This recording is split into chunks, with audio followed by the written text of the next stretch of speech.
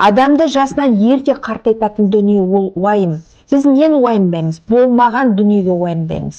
Менде мынау жоқ, анау жоқ, мен осындай жетістікке жете алмадым деп уайымдаймыз. Онан қалды, мен өліп қалсам, менің балам не істейді деп уайымдаймыз. Не істейді?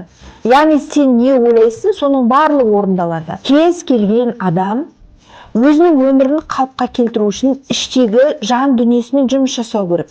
Ал бірақ бір дүние бар, адам өздігімен жұмыс жасай алмайды, ешқашан жұмыс жасай алмайды. Себебі ол өз-өзімен жұмыс жасай бастаған уақытта кез келген сылтау табыла бастайды. Онан қалды жалқаулығы, онан қалды зіл баса бастайды. Сондықтан адамның жанында міндетті түрде тренер қажет. Мен сізге керемет ұсынысым бар.